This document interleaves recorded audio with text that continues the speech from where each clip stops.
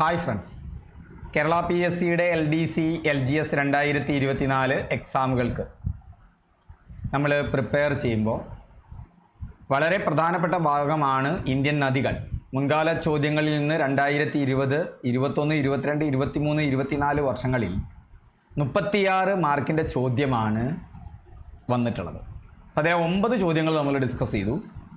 ബാക്കിയുള്ള ചോദ്യങ്ങൾ കൂടി ഡിസ്കസ് ചെയ്യാം. എന്ന് പറഞ്ഞാൽ കുറഞ്ഞ സമയം കൊണ്ട് കൂടുതൽ മാർക്ക് മേടിക്കാൻ പറ്റാവുന്ന ഒരു ഏരിയയാണ് ജോഗ്രഫി. ജോഗ്രഫി നിങ്ങൾക്കറിയാം, ആകെ 5 മാർക്കാണ് എന്തിനുള്ളത്, LDCക്കുള്ളത് അല്ലേ, പ്രധാനമായി ഈ ഭാഗത്തിൽ നിന്ന്.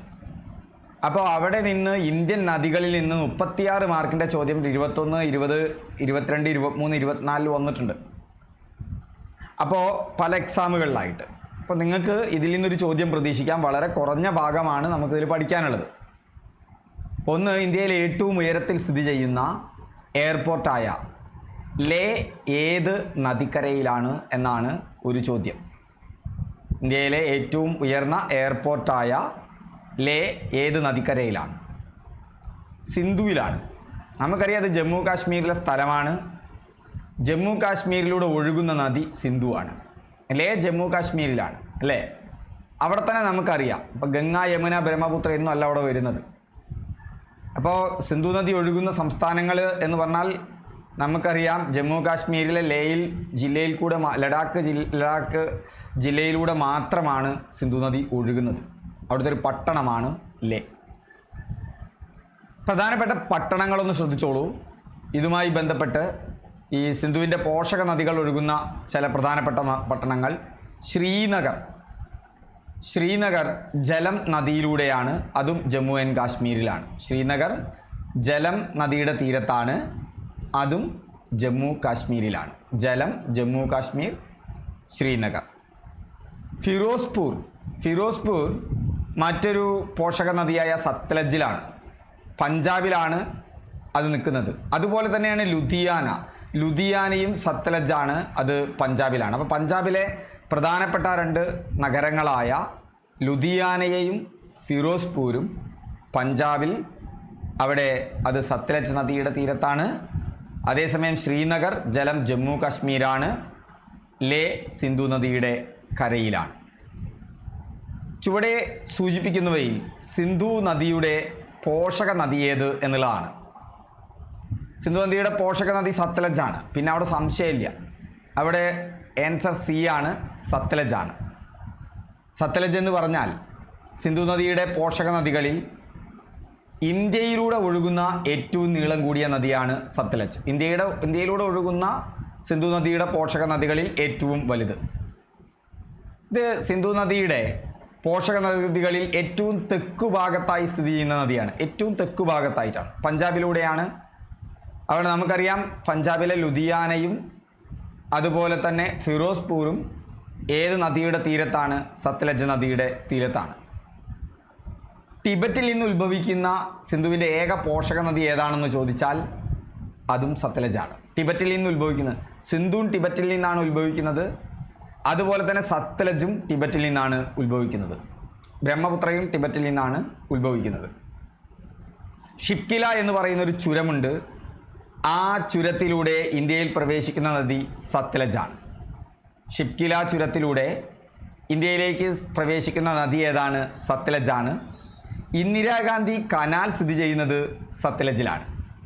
ഇന്ദിരാഗാന്ധി കനാൽ. അപ്പോൾ സത്ലജ് നദിയെ സംബന്ധിച്ചിടത്തോളം ഇന്ത്യയിലൂടെ ഒഴുകുന്ന നദികളിൽ വെച്ച്, അതായത് സിന്ധുവിൻ്റെ പോഷക നദികളിൽ ഇന്ത്യയിലൂടെ ഒഴുകുന്ന നദികളിൽ വെച്ച് ഏറ്റവും വലിയ നദിയാണ് സത്ലജ്. ആ സത്ലജിൻ്റെ തീരത്താണ് പഞ്ചാബിലെ ലുധിയാനയും ഫിറോസ്പൂർ പട്ടണങ്ങൾ. ഇത് കൂടാതെ ഷിപ്കില ചുരത്തിലൂടെ ഇന്ത്യയിൽ പ്രവേശിക്കുന്ന നദിയാണ്, ഇന്ത്യയിലെ ഏറ്റവും വലിയ കനാലായ ഇന്ദിരാഗാന്ധി കനാൽ സ്ഥിതി ചെയ്യുന്ന നദി സത്ലജിലാണ്.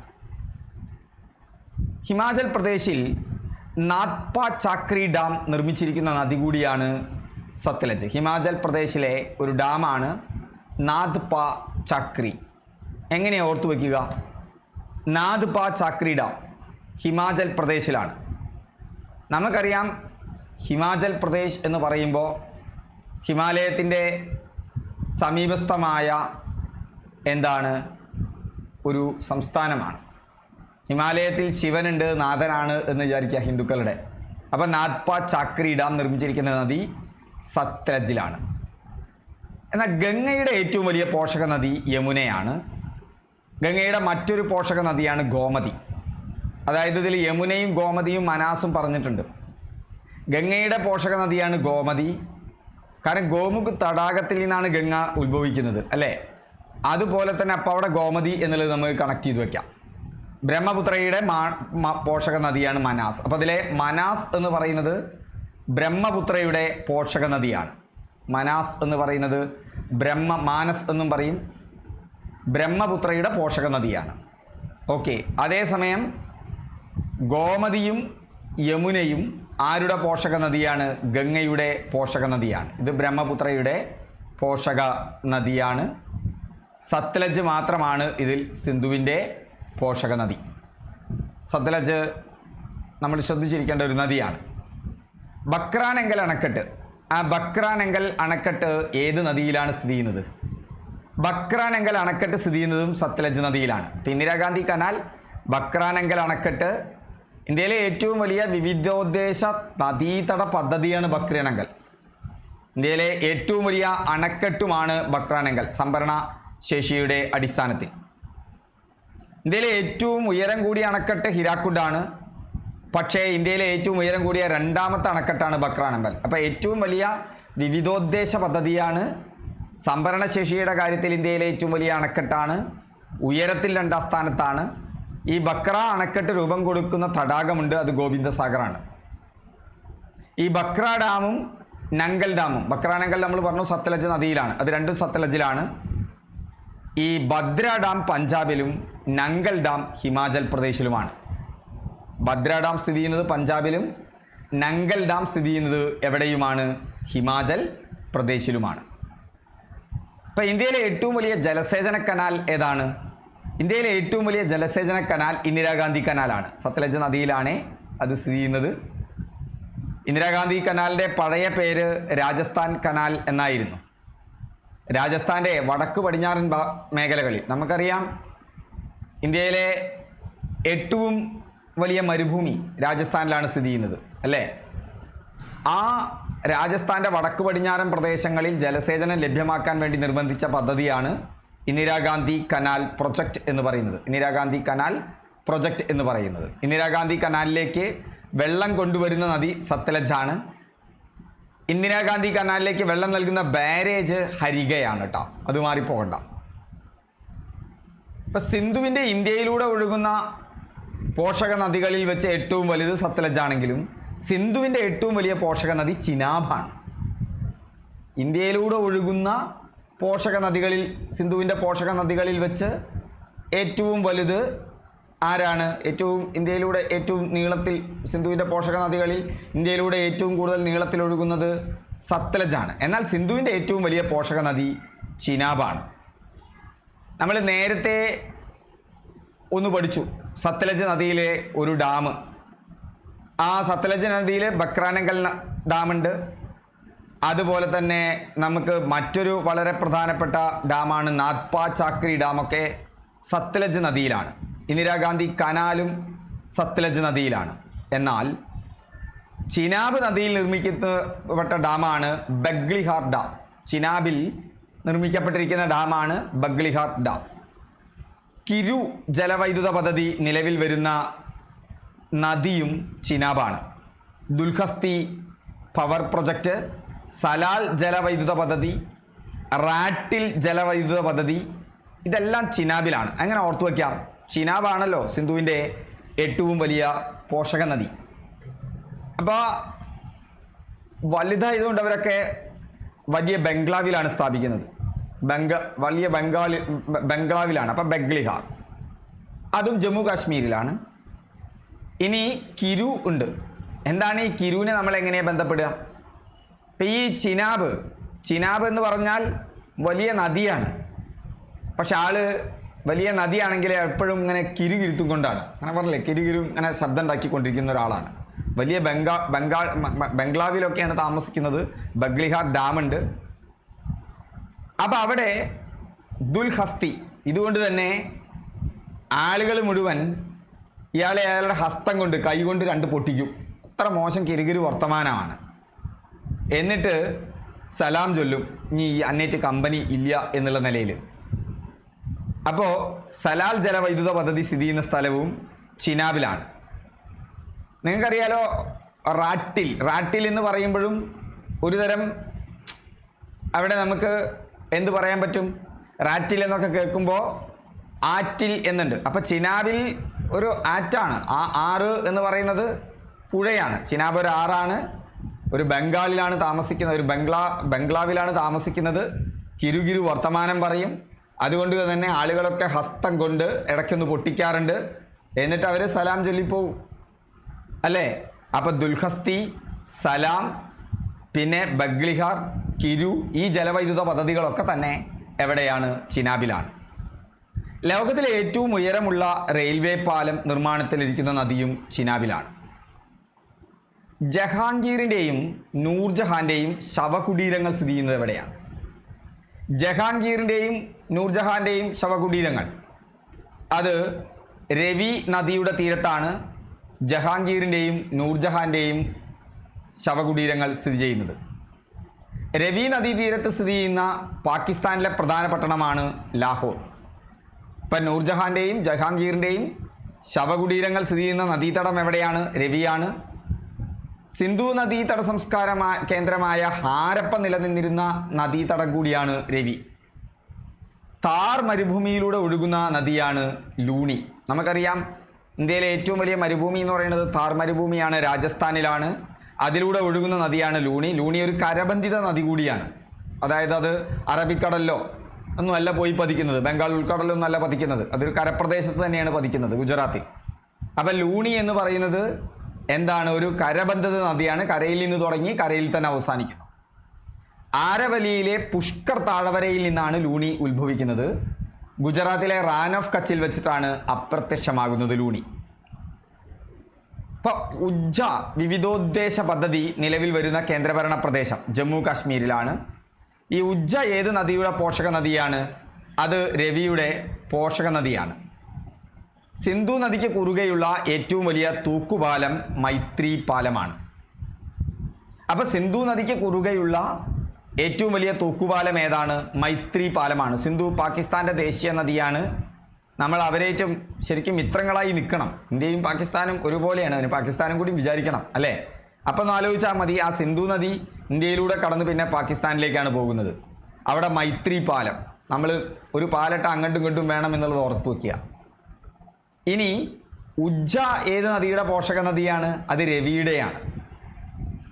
ആ ഉജ്ജ വിവിധോദ്ദേശ പദ്ധതി നിലവിൽ വരുന്ന കേന്ദ്രഭരണ പ്രദേശം ഏതാണ്? ജമ്മു കാശ്മീരാണ്. ഉജ്ജ നിലവിൽ വരുന്ന കേന്ദ്രഭരണ പ്രദേശം ഏതാണ്? ജമ്മു കാശ്മീരാണ്. ഒരു കരബന്ധിത നദിയാണ് ലൂണി. താർ മരുഭൂമിയിലൂടെ ഒഴുകുന്ന നദിയാണ് ലൂണി. ആരവലിയിലെ പുഷ്കർ താഴ്വരയിൽ നിന്ന് ഉത്ഭവിച്ച് ഗുജറാത്തിലെ റാൻ ഓഫ് കച്ചിൽ, രണ്ടും കരഭാഗമാണ്, അതിൽ അപ്രത്യക്ഷമാകുന്ന നദിയാണ് താർ മരുഭൂമിയിലൂടെ ഒഴുകുന്ന നദി.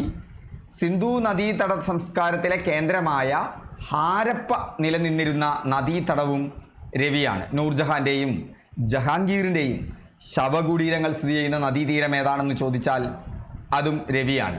രവി നദീതീരത്ത് സ്ഥിതി ചെയ്യുന്ന പ്രധാന പട്ടണമാണ് എന്തെന്ന് പറയുന്നത്? ലാഹോർ എന്ന് പറയുന്നത്. അതൊന്നും മറന്നു പോകണ്ട. താഴെ പറയുന്നവയിൽ ഏത് നദിയാണ് സിയാച്ചിൻ ഹിമാനിയിൽ നിന്ന് ഉത്ഭവിക്കുന്നത്? നുബ്രയാണ്, അല്ലേ?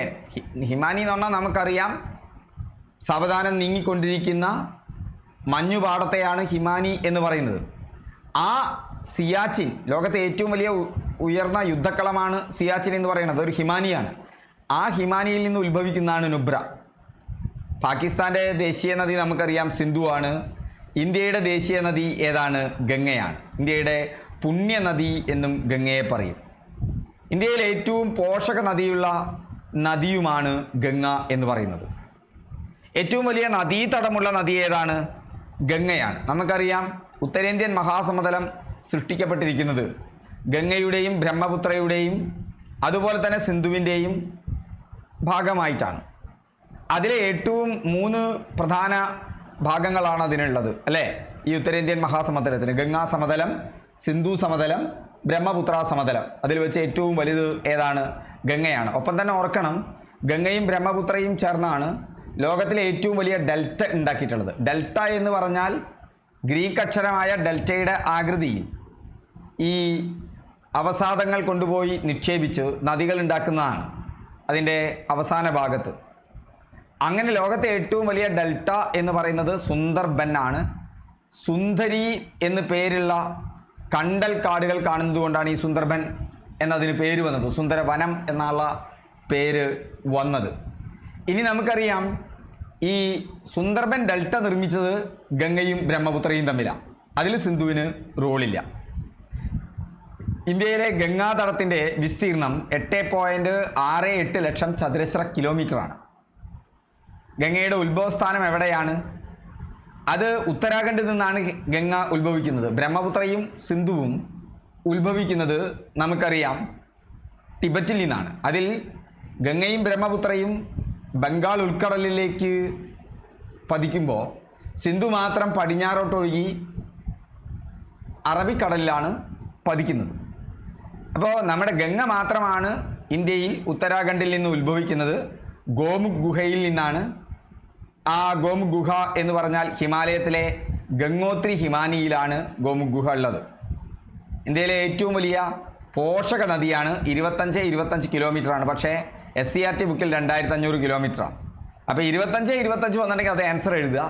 25 വന്നിട്ടില്ല, 2500 വന്നിട്ടുള്ളത് വെച്ചാൽ അതിപ്പോൾ 2500 എന്നുള്ള ആൻസർ എഴുതുക. അതായത് ഓപ്ഷനിൽ 2500 എന്ന് വന്നാൽ 2500, കാരണം SCERT ബുക്കിൽ അങ്ങനെ പറഞ്ഞിരിക്കുന്നത്. പക്ഷേ യഥാർത്ഥത്തിൽ 25 ആണ്. 2525 കിലോമീറ്ററാണ്. ഓർത്ത് വയ്ക്കാൻ എളുപ്പമല്ലേ? 25. ഉത്തരാഖണ്ഡിലെ ഗംഗോത്രിയിലെ ഗോമുഖ് ഗുഹയിൽ നിന്നും ഉത്ഭവിക്കുമ്പോൾ ഗംഗയുടെ പേര്, ആ ഗോമുഖ് ഗുഹയിൽ നിന്ന് ഉത്ഭവിക്കുമ്പോൾ ഗംഗയുടെ പേര് ഭാഗീരഥി എന്നാണ്. പിന്നീട് ഭാഗീരഥി അളകനന്ദയുമായി യോജിക്കുന്നുണ്ട്, സംഗമിക്കുന്നുണ്ട്. അപ്പോൾ ഭാഗീരഥിയും അളകനന്ദയുമായി സംഗമിക്കുന്നത് ദേവപ്രയാഗിലാണ്. അങ്ങനെ ഭാഗീരഥിയും അളകനന്ദയും സംഗമിച്ച ശേഷം ഗംഗ എന്ന പേരിൽ ഒഴുകി തുടങ്ങുന്നതും ദേവപ്രയാഗിൽ നിന്നാണ്. അപ്പോൾ തുടക്കത്തിൽ മൂപ്പരുടെ പേര് ഭാഗീരഥി എന്നാണ്. പിന്നെ ഈ ഭാഗീരഥി നദിയോട് ആരുകൂടി കൂടിച്ചേരുന്നു? അളകനന്ദയും കൂടി കൂടിച്ചേരുന്നു ദേവപ്രയാഗിൽ വെച്ച്. പിന്നീടാണ് മൂപ്പരുടെ പേര് ഗംഗ എന്ന് പറയുന്നത്. ഗംഗാ നദി ഉത്തരേന്ത്യൻ സമതലത്തിൽ പ്രവേശിക്കുന്നത് ഹരിദ്വാറിൽ വെച്ചാണ്. ഹരിദ്വാറിൽ വെച്ചാണ് ഗംഗാ നദി ഉത്തരേന്ത്യൻ സമതലത്തിലേക്ക് പ്രവേശിക്കുന്നത്. അതേസമയം ഗംഗയും യമുനയും കൂടി കൂടിച്ചേരുന്നത് പ്രയാഗ്രാജിലാണ്. അപ്പോൾ ഗംഗാ നദിയുടെ ഏറ്റവും നീളം കൂടിയ കൈവഴി ഹുഗ്ലിയാണ്. അതായത് കൈവഴി എന്ന് പറയുന്നത് നദീമുഖത്തോടടുക്കുമ്പോൾ നദികൾ വേർപിരിഞ്ഞൊഴുകും, അതിനെയാണ് കൈവഴി എന്ന് പറയുന്നത്. അതേസമയം പോഷക നദി എന്ന് പറഞ്ഞാൽ ആ നദിയിലേക്ക് വന്നു ചേരുന്ന നദികളാണ്. ഇപ്പം ഗംഗയുടെ ഏറ്റവും വലിയ പോഷക നദി യമുനയാണ്. സിന്ധുവിൻ്റെ ഏറ്റവും വലിയ പോഷക നദി മറക്കണ്ട, ചിനാബാണ്. പക്ഷെ സിന്ധുവിൻ്റെ പോഷക നദികളിൽ വെച്ച് ഇന്ത്യയിൽ കൂടി ഏറ്റവും കൂടുതൽ നീളത്തിൽ ഒഴുകുന്നത് സത്ലജാണ്. ഈ ഹൂഗ്ലി നദിയുടെ മറ്റൊരു പോഷക നദിയാണ് ദാമോദർ എന്ന് പറയുന്നത്. ദാമോദർ എന്ന് പറയുന്നത് ഒരുപാട് ബന്ധങ്ങളാണ് ഇവർ തമ്മിൽ. ജമുനയുമായി കൂടിച്ചേരുന്നത് വരെ ബംഗ്ലാദേശിൽ ഗംഗ പത്മാ നദിയായി ഒഴുകുന്നു. ബംഗ്ലാദേശിൽ ജമുന എന്നറിയപ്പെടുന്ന നദി ബ്രഹ്മപുത്രയാണ്. ഗംഗയുടെ പതനസ്ഥാനം ബംഗാൾ ഉൾക്കടലിലാണ്. ചുവടെ കൊടുത്തിരിക്കുന്നവയിൽ ഗംഗാനദി വ്യവസ്ഥയിൽ ഉൾപ്പെടാത്തത് ഏത്? ബൈതർണിയാണ് ഗംഗാനദി വ്യവസ്ഥയിൽ ഉൾപ്പെടാത്തത്. ഗംഗയുടെ പ്രധാന പോഷക നദികൾ ഏതെല്ലാമാണ്? അളകനന്ദുണ്ട്, കോസിയുണ്ട്, സോണുണ്ട്, ഗോമതിയുണ്ട്, ദാമോദറുണ്ട്, രാംഗംഗയുണ്ട്, ഗാഗ്രയുണ്ട്, ഗന്ദകിയുണ്ട്, മഹാനന്ദയുണ്ട്. ഗംഗയുടെ പ്രധാന പോഷക നദികളാണ് ഈ പറയുന്നതൊക്കെ. യമുനുണ്ട്, അളകനന്ദയുണ്ട്, കോസിയുണ്ട്, സോണുണ്ട്, ഗോമതിയുണ്ട്, ദാമോദറുണ്ട്, രാംഗംഗയുണ്ട്, ഗാഗ്രയുണ്ട്, ഗന്ദകിയുണ്ട്, മഹാനന്ദിയുണ്ട്. അതിൽ രാംഗംഗ ഓർത്തു വയ്ക്കാം, അത് ഗംഗയുടെ പോഷക നദിയാണ്. യമുന ഗംഗയുടെ പോഷക നദികളിൽ വെച്ച് ഏറ്റവും വലുതാണ്. പിന്നെ നന്ദുണ്ട്, അളകനന്ദ. എന്താ അതിൻ്റെ പേര്? അളകനന്ദ. മറ്റൊന്ന് കോസി, മറ്റൊന്ന് സോൺ, ഗോമതി, ദാമോദർ. മധ്യപ്രദേശിലെ അമർകണ്ടിൽ നിന്ന് ഉത്ഭവിക്കുന്ന ഗംഗയുടെ പോഷക നദിയാണ് സോൺ. ഗംഗയുടെ തെക്ക് നിന്നുള്ള പോഷക നദികളിൽ ഏറ്റവും വലുത് സോണാണ്. ഏറ്റവും വലിയ പോഷക നദി യമുനയാണ്. പക്ഷെ തെക്ക് നിന്ന് ഉത്ഭവിക്കുന്ന പോഷക നദികളിൽ ഏറ്റവും വലുത് സോൺ ആണ്. സോൺ നദിയുടെ പ്രധാന പോഷക നദി റിഹന്താണ്. ഗോവിന്ദ് ബല്ലഭ് പന്ത് സാഗർ അണക്കെട്ട് നിർമ്മിച്ചിരിക്കുന്നത് റിഹന്ത് നദിയിലാണ്. ഉപദ്വീപീയ പീഠഭൂമിയിൽ നിന്ന് ഉത്ഭവിച്ച് ഗംഗയിൽ ചേരുന്ന പോഷക നദിയാണ് സോൺ. സാധാരണ ഹിമാലയൻ നദികളുടെ പോഷക നദികളൊക്കെ ഹിമാലയത്തിൽ നിന്ന് തന്നെയാണ്. പക്ഷേ സോൺ നദി ഉപദ്വീപീയ നദിയാണ്. ഉപദ്വീപീയ പീഠഭൂമിയിൽ നിന്ന് ഉത്ഭവിച്ച് ഗംഗയിൽ ചേരുന്നു. ഗാന്ധി സാഗർ ഡാം സ്ഥിതി ചെയ്യുന്ന നദി ഏതെല്ലാം സംസ്ഥാനങ്ങളിലൂടെയാണ് ഒഴുകുന്നത്? മധ്യപ്രദേശ്, ഉത്തർപ്രദേശ്, രാജസ്ഥാൻ. ഈ ഗാന്ധി സാഗർ ഡാം എന്ന് പറയുന്നത് ചമ്പൽ നദിയിലാണ്. ചമ്പൽ നദിയിലെ പ്രധാന അണക്കെട്ടുകളാണ് ഗാന്ധി സാഗർ. ഒക്കെ പ്രധാനപ്പെട്ട ആളുകളുടെ പേരാ റാണ പ്രതാപ്, ജവഹർ സാഗർ അണക്കെട്ട്, കോട്ട് ബാരേജ് ഒരു കോട്ടയാണെന്ന് ആലോചിക്കുക. ഈ ചമ്പൽ നദി ഒരു കോട്ടയിലാണ്. ഒക്കെ മൂപ്പരിലുണ്ടാകുന്ന അണക്കെട്ടുകൾ മുഴുവൻ ഗംഭീരന്മാരുടെ പേരിലാണ്. ജവഹർ, റാണ പ്രതാപ്, ഗാന്ധിനഗർ. ഇതെല്ലാം അണക്കെട്ടുകൾ എവിടെയാണ്? നമ്മുടെ ചമ്പൽ നദിയിലാണ്. ഓക്കെ, അപ്പോൾ ഇനി വീണ്ടും നമുക്ക് അടുത്ത ക്ലാസ്സുമായി അടുത്ത ദിവസം കാണാം.